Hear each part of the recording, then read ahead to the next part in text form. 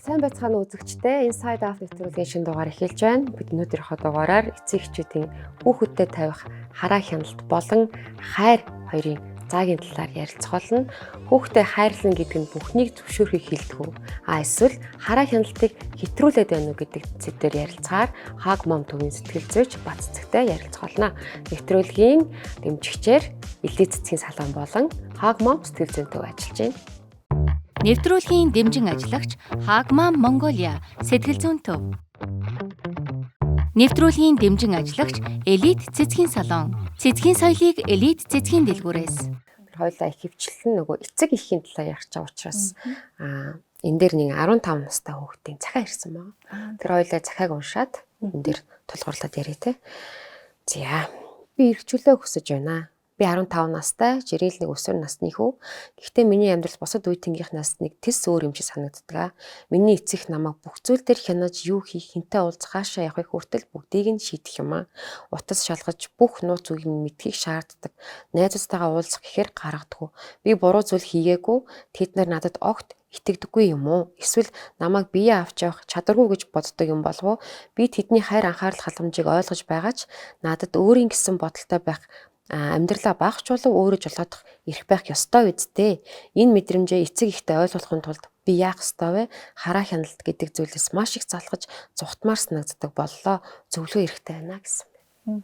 За юуны түрүүнд хайр, хараа хяналт хоёр ялгаатай зүйл гэдгийг ойлгох ёстой.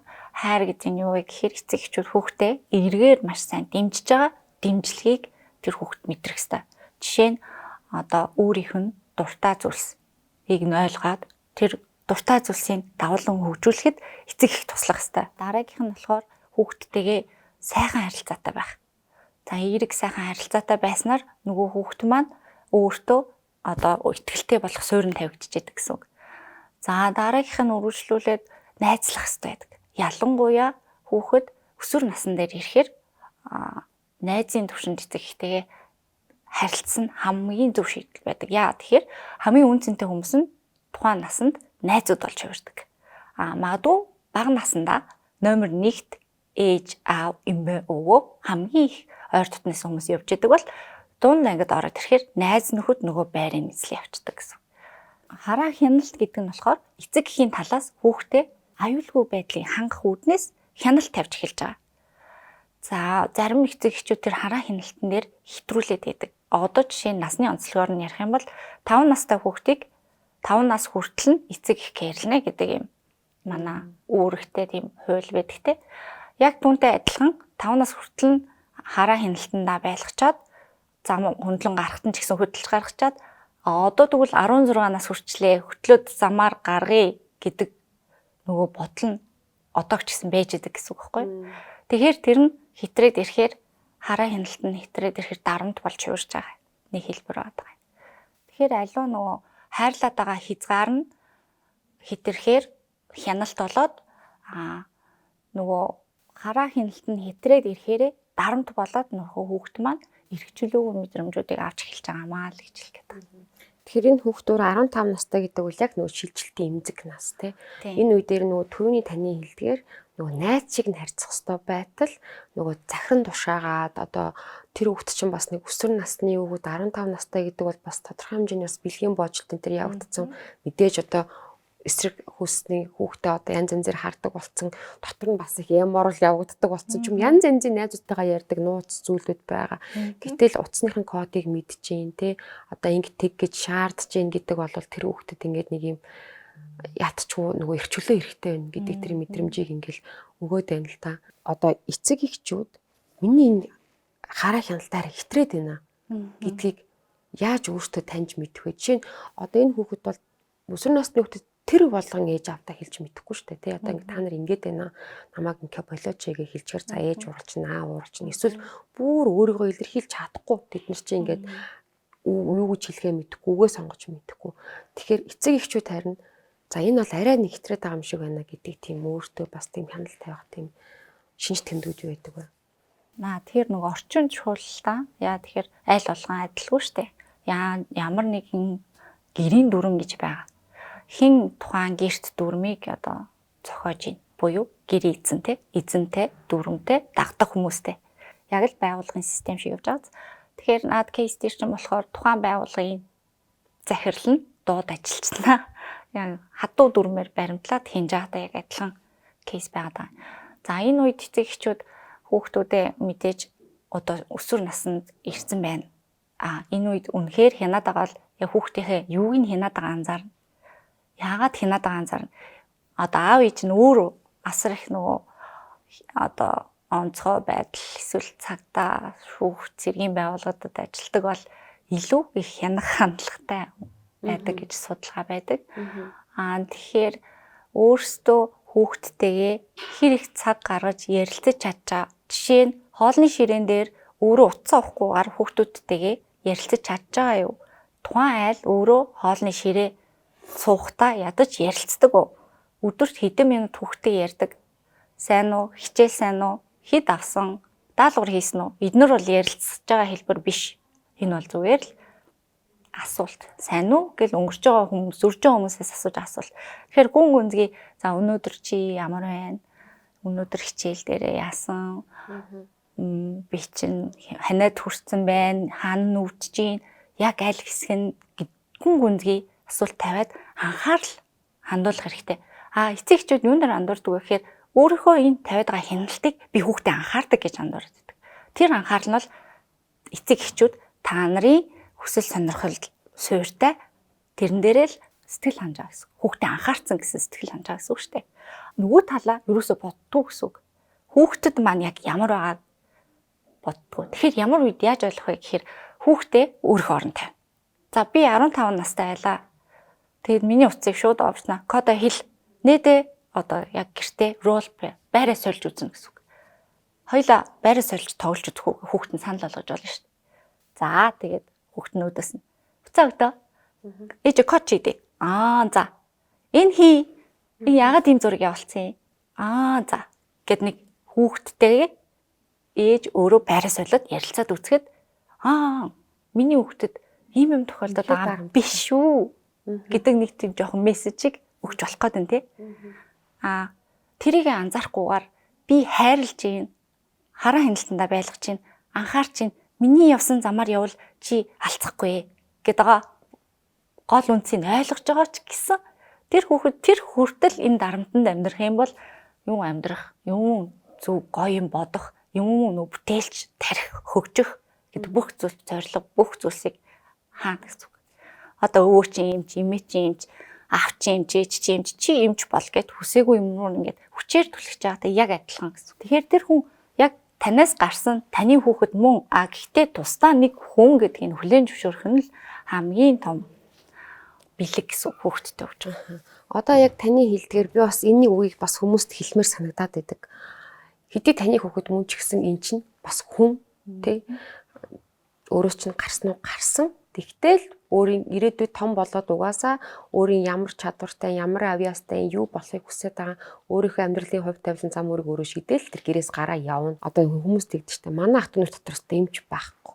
Чи эмч бол. Манай ах トゥ дотор цагтаа байхгүй. Чи цагтаа бол гэдэг ч юм уу те ингээд нэг юм одоо юу юмтэй нэг юм утсан хүүхэлтэй ч юм шигтэй тэр удам угсан айл гэрт нэг байхгүй юм нөхөж ингэж хийх ёстой хүн юм шиг ингээ хандаад байдаг.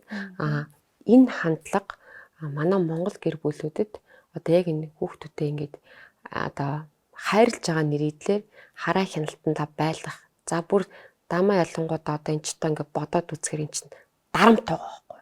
Бараг хүчрхийлэл байгаа байхгүй тий. Чи дугааваа би мэдчихээн гэдэг. Одоо чинь хосууд хүртэл хоорондоо харилцаад ярилцах гэхлээр чи дугааваа би мэдчихээн гэж хэлчихээр амар хэцүү байдаг. Насан туршинд. Гэтэл тэр боловсрч явж байгаа хүүхдэд тэгж харьцгаар тэр хүүхэд тэрийг үнэхээр одоо бүр үнийг дааш давшгүй том чулуун дээр орсон юм шиг өнөө санагдах гээд байгаа байхгүй миний бодлоор тий. Тэгэхээр манай Монгол эцэг эхчүүдийн дунд ер нь энэ хандлага ер нь хэр их байна. Энэ харьцангуй сүүлийн үед гай болоод байгаа. Гэхдээ энэ дунд нөгөө үе хоорондын ялгааны нөлөө манай соёлд аюул их нөлөөлдөг. Социалист нийгмээс шилжээд явах процесс 90-ад оны үе гэл ээж аав өссөн үе гэл үе болгон арай өөр. Тэгээ сүүлийн үеийн хүүхдүүд бол ерөөсөө мэддэг. Тийм өссөн байсан туршлагатай болохоор аюул сайн ойлгодог. манай эцэг эхчүүд дийлэнхтэй энэ нөгөө хараа хяналтайгаа хайр гэж андуурдаг.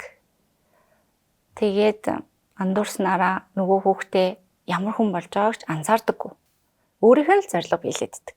Нөгөө хүүхдийн зориг эцэг эхтэй таалагдаж ямар нэг юм хийх нь ёстой мэн гэсэн автомат робот кодлцсон юм шиг байж явж байгаад их сургуульд ордог. Хүсээгүй мэрэгчлэрээ орсон тохиолдолд асар их гүрийж сурж байгаа нь төгсч чаддгүй. Яа тэгэхээр тэр хүн ингээд цаанаасаа хүсээгүй юмдаа сураад байгаа байхгүй. Энэний нөгөө дүр нь 10 жилдээ нөгөө хүүхдээ аягүй сайн ингээд бүх юмдаа нь дэмжээд спорт хийгээд явцсан.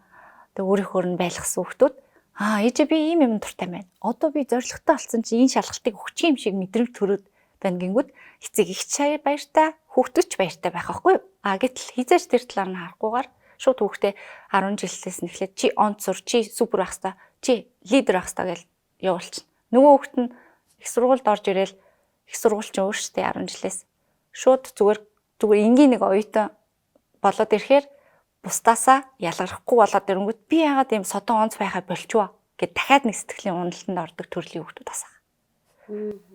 Энэ мэтчлэн хүүхдийнхээ амьдрал хит оролцсноор оюутан настуудыг хосын харилцаанд хосоо сонгоход хүртэл сүргээр нөлөөлчдөг. Одоо жишээ нь манай дээр байгаа энэ 15 настай хүүхдийн кейс дээр болохоор гэрээсээ явмаар байна гэж штэ. Гэтэл аав ээж нь чамайг би дулаан байшинд байлгах чинь хоол ундч өдөр алга өгч чинь хувцсыг өгч чинь одоо өөр юу хэрэгтэй юм бэ гэдэг байгаа байхгүй юу? Дижиж байгаа юм шиг. Тийм тэр бол ерөөсөө л суурь хэрэгцээ. Одоо танаа хүүхд ингээд тархин амар гоё задарсан хөгжмөр байгаа байхгүй юу? Гэтэл бүх юм нь хянаад ахаар амар утгагүй. Би одоо юу илээ? Google-тэй илүү ч илүү бодлоод төрж эхлэв штэ хамгийн гоёор. Муугаар төсөөлөх юм бол өчнө олон байд хүмүүст уруу татагдаад явах, хэлэхгүйгээр алга болох аман төдий чинь нэгээрээ худлаа ярьдаг бол. Нөгөө дутуугийн комплекс үсгээд юм нэг 3 төрлийн суурь хүчин зүйлс байдаг. Эхнийх нь хүүхдээ хит их анхаарах. Бүх юм нь хянаад бүх юм бүр хит их анхаарад нэг юм шиж чадхаа байлаад би даач чадхаа байлаад одоо насан туршдаа хажуудаа хүүхдээ аваад явахгүй гэдгийг аюусаа ухамсарлах хэрэгтэй.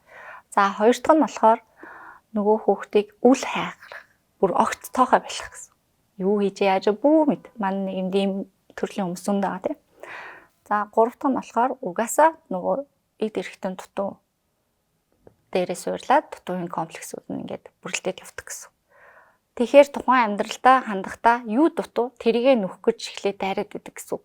Тэгэхээр нөгөө амжилттай амьдрахад тэгэлдэг зүйлс маань дандаа тэр дутуугийн комплексаас үүдэлтэй байдаг гэсэн. Тухайн хүүхдийн зан характер нь ч нөгөө бага насндаа л өвчөж байгаа шүү дээ. Тэгэхээр тэр бага наснд ингээд нөгөө эцэг эхийн зааж байгаа зүйлс сургаж байгаа. За тэр гэр бүлийн орчин одоо юу гэдэг те сургуулийн орчин бас тэр хүүхдэд ингээд маш том нөлөө үзүүлээд ингээд өсвөр наснд түрээд ирсэн чинь нөгөө хүүхд чинь мэдээж яад юм бэ тэр чинь сурсан зүйлэл эргүүлэл буцаагаал гараа нэмээс сурсан зүйлэл одоо ааш зандаа гарган тэгэнгүүт энэ хэнийг тавраагаад юм болчих. Энэ хизээдээ юм хаанасаа сурч гэд ингээд шоконд ороод идэг. Гэтэл одоо яг нөгөө ёстой л яг хайр хяналт яг зэрэгцээ зөв тавих хэрэгтэй байсан үе тэр бага насны үе юм шиг санагдаад байдаг хгүй.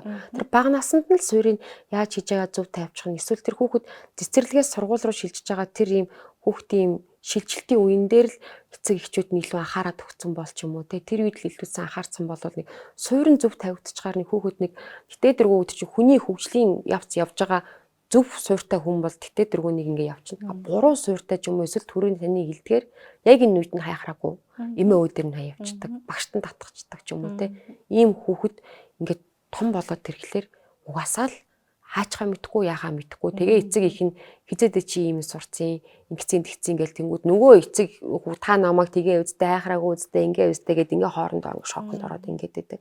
Тэгэхээр ерөөсөө энэ хараа хяналт болон хайрын ерөөсөө зөв цэгийг олох газар нь тэр бага насны хүмүүжил юу нь бол мөн үү? Яг үнэн өөрөө эцэг эхийн үлгэр дуурайлахгүй юу? Тэгэхээр одоо байгаа манай кейси маань эцэг эх өөрөө тэгж өссөн болоод эсвэл өөрөө тэр дээр алдсан болоод энэ дарамтыг хүүхдэд дамжуулж гин гэж ойлгож байна. Яа тэгэхээр хүнд ер нь юу харж өснө амьдрал нь хэм маяг нь яг тийм байдаг. Одоо эцэг гэх нь үнэхээр хажууд нь биеийн тамир хийгээд ингээд хичээдэг бол угаасаа цаанаасаа хүс үсээгөө гэд өөртөө арчаатай биеэ зөв авч явдаг дисциплин нөгөө нэг тууштай байдал маш сайн суудаг байгаа байхгүй. Олон судалгаан дээр угаасаа тэгээ байж байгаа. Тэнгүүт хүчирхийлэлд өссөн хүүхдүүд харьцуулахаар өөртөө итгэлгүй хэдийгээр үнэхээр гоё мундаг хүн харахад чадвартай байгаа даарны дотроо нэг итгэлгүй. Яа тэгэхээр тэр хүн дотроо нөгөө багын амьдрал нөлөөлөдөг гэсэн үг. Юу харж өссөн нөлөөлөд байгаа байхгүй. Хэдийгээр өөрийгөө задлаад гарч ирэх гээд байгаа ч гэсэн тэрнээс айгаад байна гэсэн үг. Хин нэг намайг ирээд дарамтлах юм шиг. Тийм суурь хүмүүжлүүд багаас нь төлөвшөөд ирчихдэг гэсэн үг. Тэр бас нэг эцэгчүүдийн гайхдаг алдаа хянаад гэдэг нэг тал байна. А нөгөө тал нь үл хитрхи эрхлүүлээд байдаг нэг тал нь байна. Урдуур нь ороод шийдвэр гаргаад урдуур нь ороод тэр хүүхдийг ядаж тэр чинь өөрөө гიშгэж яваад алдаж унж тусчиж хүүхд хүлд ордогтой адилхан ингээд зарим нэгэн зүйлийг өөрөө нүрээр одоо тий улаан нүрээр улаан гараараа ингээд хүүхд тэмцчээд ингээд шийдвэр гараад сураад өөрийн гэсэн нэг зарчимтай болно болохгүй юм бэ. Энэ ийм байт юм бэ. Энэ бол өвддөг юм бэ. Ээж аав ууралдаг юм байна гэдэг имийг ингээд ойлгох хэвээр байтал ингээд урдуур нь ингээд ороод одоо өдөө том болсон хүүхдийг ядаж хувцсыг өөрөөр нь өмсүүлэхгүй тий хүүхд нь хувцаа эвхэж ч мэдхгүй одоо бүр нэг тийм болж шít одоо ер нь ингээд ирэх. Тэгэхээр ирэх өссөн хүүхдүүдийн одоо өнөөдөр нийгэмдэр гараад эцэг их болоод ээж аав болоод ингээ гаргаж байгаа айгу хасар буруу үйлдэлүүд хараадаа байна л да. Ер нь нэг юм эрхийн комплекс гэж бас нэг сүүлийн үед гарцсан байлээ шүү дээ. Хуучин бол дутуугийн комплекс гэж ярьдаг байсан бол одоо эрхийн комплекс эрх өссөн тий ээж аав бүр ингээд ингэсэн хүүхдүүд ирээдүйд хань ижилтэй болоод үр хүүхдүүдтэй зааж байгаа юм нь хүртэл үнэхээр хэцүү байна гэдэг ингэсэн байна. Энэ комплексаа нүүсж байгаа нэг хэлбэр нөхгүй түрүүний миний ярьсан хит их анхаарал халамж тавих өөрөө бие даах чадвар болгочих жоох. Тэгэхээр өөрөө бие даах чадвар учраас гэр бүл яаж бие даах авч явах юм тэмс тэ. Тэр чинь яг ингээд суурь нь бага насанд тавигддаг. Жишээ нь одоо хүлд одоо мөлхөж явж байгаад өөрөө аясаар хүлд ордог штэ. Тэр үед нь ингээл унчихвэ гэж түшиж аваад мэдээч хэрэг нөгөө ийм өнцгтэй тохиотой юм уу сайн бүрж аваад гимтчихүү гэдгээс л сэргийлж байгаа юм л та. Тэгээд л урдуур нь байн горж аваад түшиж аваадах юм бол тэр хүүхд жишээ наандаж хамгийн сүүлд хилд орох ч юм уу. Хилд орох нь хоошлох ч юм уу. Яа тэгэхээр бүх булчин шүрмэс хилтэй холбоотой байдаг. Нарийн жижиг. Тэр болгоно нь хүмүүний угаасаа биеийн хөгжлөд агаад явж байдаг байтал тэрийг хүртэл бид нар хит халамжилснаас болоод тийм хожуу хилд орох ч юм уу тийм жишээнүүд аягүй их байгаа байхгүй. Тэгээд энэ нь амьдрал дээр дахиад бие даач сураагүй учраас дахиад өөрөө бие даахгүй учраас гэр бүл дагуулад ирэхээр өөрийн аав ээж дээрээ ачаа нэмнэ гэсэн үг. Тэр би жишээ нь хүүхдээ сургуульд орохыг нэг жилээр хойшлуулъя гэдэг шийдвэр чинь би хувьдаа гаргаж байхгүй. 7 настайд нь оруулж байгаа болдог. Яагаад 6 настайд нь нөхд бэлэн биш вэ? Сэтгэл зүйн сургууль гэдэг юм хүлээж авах тийм бэлэн биш вэ, тийм үү? Гэтэл би энэ хүүхдийг сургуульд оруулцдаг. Чадахгүй юмрын түлхээд загнаад оройн даалгаврыг хийлгээд ингээд орой жингоо хэрүүлтэй өглөө дахиад бүлцэц нүдтэй хоёулаа сургуульд явал ингээд гэдэг. Тэгээ би завгүй учраас өдөр өнжлөхөд өгчдөг. Өдөр өнжлөх юм багш тэр болон кэрлэхгүй. Тэгэхээр энд тэгээ би ингээд ийм юм шийдвэр гаргаж байна. Би ер нь 7 цад нөх шийдвэр гаргаж байна гэж хэлэхээр чи хүүхдэд 1 жил хоцроолоо. Чи бол муу эцэг. Хүүхдэд чи бус хүүхдүүдээс хоош нь татчихэв. Чиний над чи хитрхи эрхлүүлж байна. Энэ хүүхд чинь жамаараа ингээ яваад ингээд амьдралын сайн муутай ингээ оролцоод ингээ ингэх ёстой баг те бүх хүүхдүүд чаддгүй юм. 0 муу сурах чамаг явж иг гэдэг. Гэтэл энд ерөөс сайн үр дүн гарахгүй байгаа байхгүй. Тэр хүүхдийг яг түрүүний хэлдгээр ингээд би юуг нь өөртөө ярилцаад асуугаад тий яаж чинь за яг нэг юм хүүхдийн нэг юм онцлог байна. Жишээ нь манай хүүхд жоохон ирэх айлын ганц болвол энэ хүүхдийг 7 тоод нь арай нэг жоохон бие даасан жоохон ухамсартай болсон үед нь оруулъя. Тэр үед хэрүүл маргаан баг гарна. Энэ хүүхд стресст нь баг стресст нь. Гэтэл нэг гин жилийн хоцрогдол яригдж байгаа.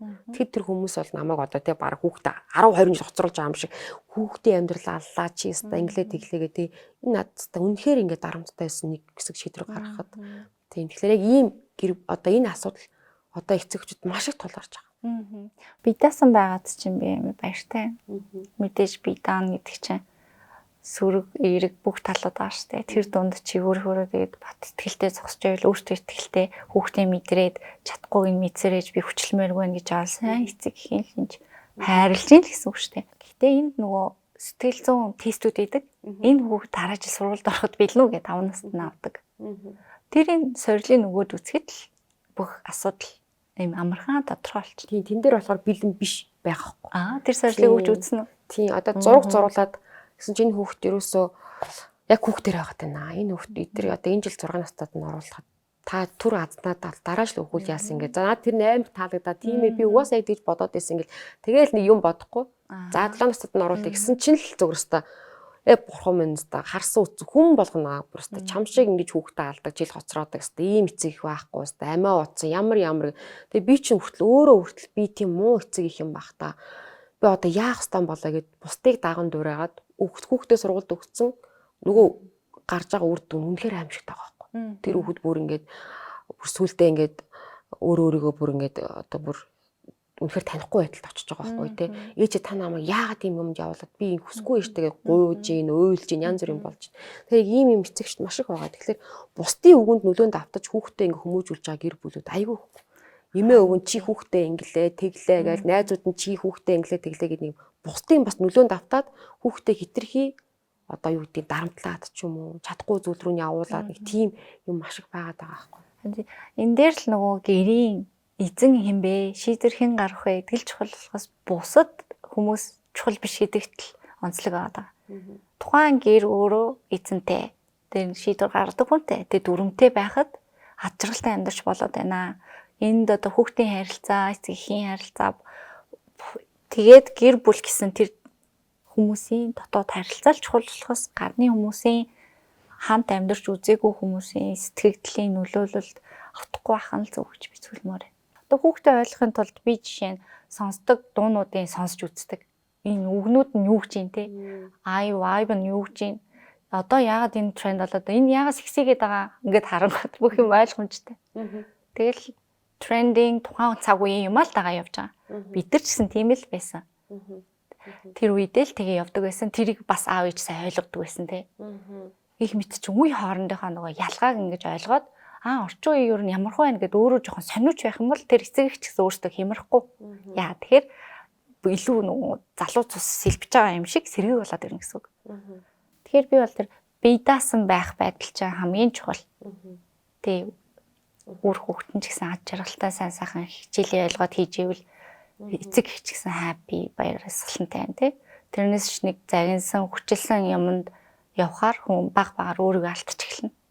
Тэгэхээр хараа хяналт хитэрснээс хүүхдэд одоо мэдээж сөрөг нөлөөд. За энэ сөрөг нөлөөнөөс болоод маш одоо юу гэдэг гарч байгаа сөрөг одоо тухайн хүнд гарч байгаа тохиолдлууд юу вэ нэ? Жишээ нь одоо энэ хүүхд бол гэрээс явмаар байна гэж чинь тийм үү. За гэрээсээ мэдээж явж байгаа хүүхд бол ингээд нэг би маш аюултай нөхцөл рүү ингээд яваад орчиж шít. Тэгэхээр за түрүүний одоо бас хүмүүсүүдээр ярьж байсан нөгөө муу хүмүүстэй нийлэх янз янзын юм руу оролдож үзэх. За тэгээд бүр даашаа бүр одоо юу гэдэг хүүхдийн хулгай ч юм одоо юу гэдгийг ингээд ингэх янз янзын асуудал байгаа. Тэрнээс гадна одоо жишээ нөгөө илүү зүйл янз янзын зүйл донтож эхлэх ч юм уу те. Хяналт хитэрснээс болоод тэр хүүхдэд ирж байгаа одоо байж учирч болохоор тийм сөрөг үр дагаврууд юу байдаг вэ? Аав ээжтэй хаалгаачдаг гэсэн үг. Ярихгүй гэсэн үг шүү дээ. Ярихыг ч хүсэхгүй. Яа тэгэхээр дургу хүмүүс нь болоод тавьчихж байгаа. Уг нь би хайрлах энэ надад яа дургу агаад байгаа болоо гэдэгтэй. Гэтэл хийх хяналтанд орсон. За эхлээд хаалгааччаа юм ярихаа ойлно. Охтууд бүр эмзэг бүр насан туршдаа чааж магтав. Хизээ нөх вэ гэхээр өөрөө ээж болох үедээ ч юм уу тэр үедээ л нэг ээжигээ чин сэтгэлээс ойлгодог. Чин сэтгэл гэдэг юмнууд нь ер нь багасаа явчихна гэсэн үг. Тэгэхээр хариу хүлээгээд байх юм шаардлага болно аав ээж нар. Өөрөө өндөр шаардлагатай авчаа тэрэндээ хүрэхгүй ч хичээж ядчихт нь эцэг ихийн дарамт ороод ирэхээр хүн одоо чамаа ингээл загнаал ивэл чамд ямар санагдах вэ? Тэндээс бушин холдохмоор юм шиг санагдана. Тэгээ тэрэн шиг мэдрэмж ямар байгаа бол гэдгийг эргүүлээд хүүхдийнхээ байранд ороод бодно гэсэн үг. За тэгээд хүүхэд эхлээд гэрээсээ ямаар юм гэх нь аргагүй яа. Тэгэхээр эрхчлөөг юм чинь биеинд байхыг хүсэхгүй байна гэд. Хэрэв үнэхээр энэ очих газар руу хайтдیں۔ Буцаал ирнэ шүү дээ. Гэвэл харилцаа бүрд ордоод байна. За энэ үед яах вэ гэхээр хүү өөрөө санаачлаад ээжээс ч юм ааваас ч юм хяналттай таахнаас асууж болно. Эсвэл нөгөө жишээ татаж асууж болно. Манай ангийн охин гэд найзтайгаа уулзсан ээж нь ингэдэг гинэ. Та багтаа тийм байсан уу? Тэ орлуулад аль болох ойлгуулах гэдэг шүү дээ. шууд хэлчихээр загнуулчих гээд байгаа тий. Тийм учраас орлуулад за аав нь ингээд хянаад идэг гинэ. Таныг багтан таны аав яаж хяндаг байсан бэ? Ингээр тань ямар санагддаг байсан бэ?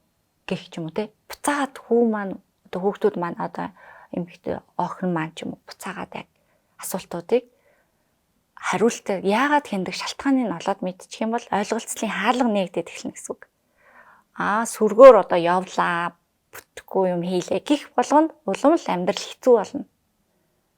Тийм учраас аль болох эергээр шалтгааныг нь олоод мэдчих юм бол аав ээж нь хянаа болио уучлаарай гэд уучлалт гуйхыг ч үгсэхгүй. Тэгэхээр нөө эцэг их хүүхдэд загнаж байгаа байдал нь яг тухайн эцэг их өөрийгөө урдаа тавьчих загнаад байгаатай адилхан гэж би нэг юм сонсч байсан. Тэгэхээр яг нөгөө л нэг яг эцэг ихтэй юу заасан, юу үзүүлсэн, юу харуулсан ерөөсөө төрний тусгал тал болж байгаа. Тэгэхээр ерөөсөө хүүхдтэй шаардлага тавиулслуудыг эхлээд эцэг их өөрсдөө нэг арилцах юм шиг байна тий. Ерөөсөө би яагаад ингэж ийм болоод байна гэдгээ тэгжиж одоо уг нь бол эцэг их болох гээд байгаа шүү дээ. Тэгэхээр амьдралын баланс нь алдагдцсан явж штэ. Хүүхдээ зүгээр дарамтлчул болчих юм аа. За энэ ажил болчлоо, энэ ажил болчлоо гингүүд өшөө яг бусад цагт нь яг юу хийж ийн гэдэг. Өөртөө анхаарч байна. 24 цагаа 3 хуваагаад 8 цагт нь ажиллаж гин үү? 8 цагт нь унтж гин үү? Нөгөө 8 цагт нь 3 дахиж хуваагаад гэр бүлтэй зарцуулж гин үү? Өөртөө зарцуулж гин үү? Найз нөхөддөө зарцуулж гин үү гэдгийг аюу сайн бодох хэрэгтэй. Энэ балансыг барихгүй бол хүн хямраад аль нэг тал руугаа далигаад ирэхээр болохоо очиж байгаа. Сэтгэл зүйн хямрал докторгүй байдалд орж ирээд тэгээд тэр сэтгэл зүйн хямрал дээр нэмэгдээд асуудал нэмэгдэх юм бол хизээч эргээр хандаж чадахгүй байдалд байгаа байхгүй. За хүүхдээ хитрхи эрхлүүлсэн. Одоо нэг ээж авааг сонсгой болцсон тий. Тим хүүхдийг багаар яаж одоо өвөнд оруулдаг одоо ордог болгох ёстой вэ тий. Одоо би бол зүгээр бүр сүлдээ тэсгэ байхлаараа бүр ингээд дугаа орчдөг ч юм уу. Би бүр үнэхээр ингээд орохгүй болохоор дугаа ураах эсвэл бүр загнах ч юм уу тий. Ингээд байгаа байхгүй. Тэгэхээр нөгөө ирэх нэг тийм айлын ганц хүүхдүүдтэй хүмүүс байж штэ. Тэгээ нөгөө сүултээ бүр ингээд одоо бүр яахаа мэдгээ айдсан те. Тэгэхээр өвгөнд оруулна гэдэг чи одоо нэг юм хууль юм шиг болчиход ш. Заавал ч миний өвгөнд орох хэрэгтэй. Тэгэхээр насны онцлогт нь тааруулна л да. За 6 настай тий. Тэгэхээр тухайн хүүхдтэй тоглоомын аргаар л дуртай юмар нь дамжуулаад хүссэн юм хэлэх сургана гэсэн үг. Тэгээд тэр шалтгаан аюу тоглоомын аргаар дахиад тайлбарлана. За миний хүү аяга ураачаарай. Аяга ураач юм бол гоё юм ширээн дээр тоглож болохоор болчихж байгаа ч юм уу те. Ямар нэг байдлаар тоглоомын have fun арга хөгжилтэй дуртай юм хийх юмс. Юунд дуртай юм те. Юу зурх дуртай юу. Одоо яг л дуртай activity хөдөлгөөн, биеийн хөдөлгөөн гэсэн үг. Идэж уух зүйлс биш. Тэгэхээр тэр дуртай тоглоомын аргаар гэдэг нь аюу үр дүнтэй яадаг. Тэгэхгүй нөгөө замдраад шийтгэх арга барилаар яхаар аваад явчихаар нөгөө хүүхд маань урамгүйрт ихтгэлгүй нөгөө зориг гэдэг зоригтой байх гэдэг хөгжил нь гацаад байдаг гэсэн үг.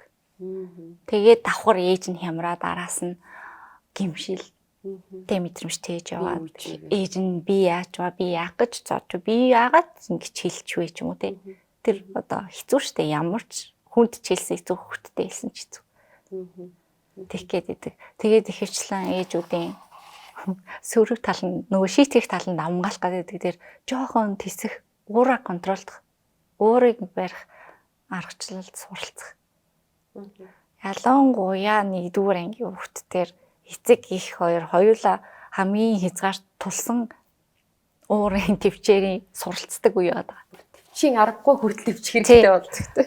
Өөрөө чи ингээд хичээл хийлгээ сууж байхдаа төвчгээ болгоомл бушуухан шиг тэр хүүхдийнхээ хажууд байгаа дэлбэрэж байгаа тесрэх бодисыг авч холдуулах хэрэгтэй. Өөр хүнээр солих. Тэгээ өөрөө тэнд очиж байгаа амьсгалын дасгал хийдэг ч юм уу те. Аваад, бариад, гаргахтаа авж байгаасаа илүү 2 дахин илүү тим техникүүд байгаа. Сэтгэл зүгээ уура контролдох техникүүд.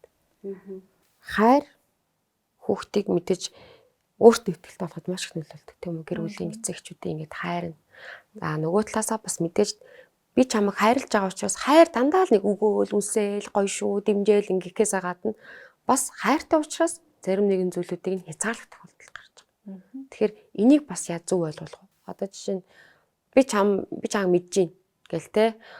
Ингээл шууд булгааж аваад шууд зогсоогоол ингээд идэг те. Би чамайг хайрлаж байгаа нь энэ шүү гэдэг. Нөгөө хүүхд маань болохоор юу гэж ойлгодог вэ гэхэлэр хайр бол ерөөсөө хязгаарлах юм байна. Ийм юм байна гэж ойлгоод идэг. Энэ дээр хамгийн гоё тохиромжтой юм гэрийн дүрм зохиох гэдэг. Дүрмээ аягүй хөөрхөн хамтар зохионо. За, дүрм яаж зохиох вэ? Багтаа дүрмтэй эснүү танаа гэр.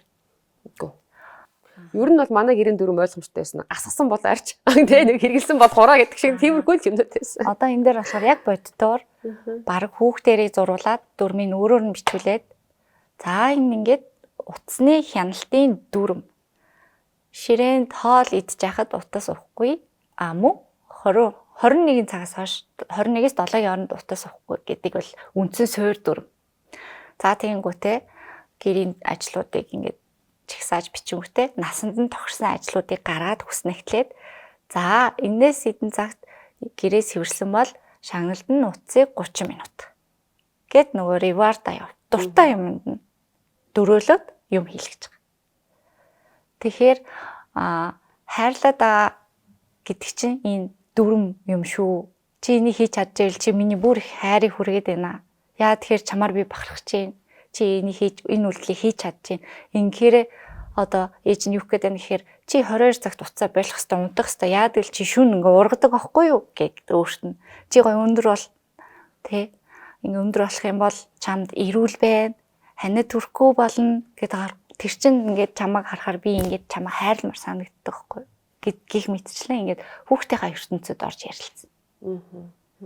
Дүрм зохиогч хамгийн фаны мөн хөгжилтөгийн дээр ингээд яванда ажил хийхэд ч гэсэн тус нэмэртэй ичдэг. Эцэг их хүүхэд ер нь гэр бүл заавал сэтгэл зүйч төр амьдралдаа нэг удаа ч гэсэн бошч үзээсэй гэж боддог байхгүй. Тэгэхээр энэ бүр үнэхээр шаардлагатай юм. Тэр гэр бүл эрүүл сайхан харилцаатай гоё гэр бүл байж болно. Тэгтэл тэрэн дотор ингээд хүмүүс л анх удаа амьдарч үзэж байгаа хүмүүс л байгаа юм чинь тэнд үл ойлголцол гарч л байгаа. Тэд нэг хевсний дорнуудад байж л байгаа тий. Тэгэхээр тэрийг нөгөө ингээд задлаад уг нь ярилцаад ингэж бол илүү гоё гэр бүл буюу одоо аль болох өөртөө ихтгэлтэй бас жоохон бусдыгаа хүндэлж мэддэг, өөрийгөө хүндэлж мэддэг тийм иргэн бас улсад хэрэгтэй байдаг тий. Тэгэхээр энийг ерөөсөө мэрэгжлийн үнэл зөвлөж чадна тий. Бид нэр 1000 сайн эцэг их байгаад бүх юм дээр бид нар ч төгс биш шүү дээ. Тэгэхээр үнэхээр чадахгүй байгаа бол асуух шиг одоо сайхан юм байхгүй. Гэтэл тэр хаалганы цаанд би мэдэж байна гэдээ ингээд байдаг. Тэнд хин нэгэн иргэн ирээдүйн ээж аав хүн тэнд ингээд сэтгэл зүйн хувьд асар өндөр депрессэнд ороод нөгөө том болоод чөлөөтэй болоод ирэхлээрээ хүүхэд ахуудаа хийж чадаагүй зүйлээ буруугаар илэрхийлээд нөгөө аста хамаг юм насгараалтай ингээл одоо уур уцаар болдго юм уу юу болдгийг ингээд нэг юм болох гээд байна тий. Тэгэхээр бас аль болох бас нөгөө мэрэгжлийн хүн дээр нь бас очих үр дүн үнэхээр гайгүй гэр бүлээрээ ирдэг болсон. Сүүлийн үеүүдэд. Тэгээ тэр нэг талархав штэ. Яа тэгэхээр ихэнхдээ нийгэмд нөгөө сэтгэл зүйчдэр очно гэхээр сэтгцэн өвчтэй гэж андуураад байдаг. Гэхдээ энэ хоёр маань шал өөр тусдаа зүйлс гэдгийг ойлгоорой. Маань нэвтрүүлгийн урилгыг хүлээж авч өөрийн үнэтэй цаг хугацаа биднэрт зарцуулаад телевиз үзэж байгаа олон зуун эцэг ихч мөн олон зуун бүр хүүхдүүдэд бас тэ ингээд хоорондоо хэрхэн зөв ойлголцох талаар зөвлөгөө өгснөнд маш их баярлалаа. Баярлалаа. За тэгээд таны ажилд өндрөөс өндөр амжилт хүсье. Манай нэвтрүүлгийн дэмжээ ажиллагч Элит цэцгийн салбарны харын бэлэг болон за Hug Mom сэтгэл зүйн төвийн харын бэлэг байгаа. Баярлалаа. За Нэвтрүүлгийн дэмжин ажиллагч Элит цэцгийн салон. Цэцгийн соёлыг Элит цэцгийн дэлгүүрээс. Нэвтрүүлгийн дэмжин ажиллагч Hug Mom Mongolia сэтгэл зүйн төв. хайр бол хүүхдийг хит эрх дураар нь байлгах эсвэл хит хатуу хандах зүйл биш харин ярилцах, ойлголцох. За хараа хяналт болон дэмжлэг гэсэн зүйлийг балансыг олох ёстой гэдгийг эцэгчүүд маань энэ дугаараар маш сайн ойлгосон байх гэж найдаж байна. За та бүхэнд хэрвээ асуулт байвал маань нэвтрүүлэг рүү чөлөөтэй илгээгээрэй. За ингээ маань нэвтрүүлгийн дэмжин ажиллагчаар Элит цэцгийн салон болон сэтгэл зүйн Hug Mom дугаар орцлоо. За дараагийн дугаараар дахин уулзлаа. Түр баяртай.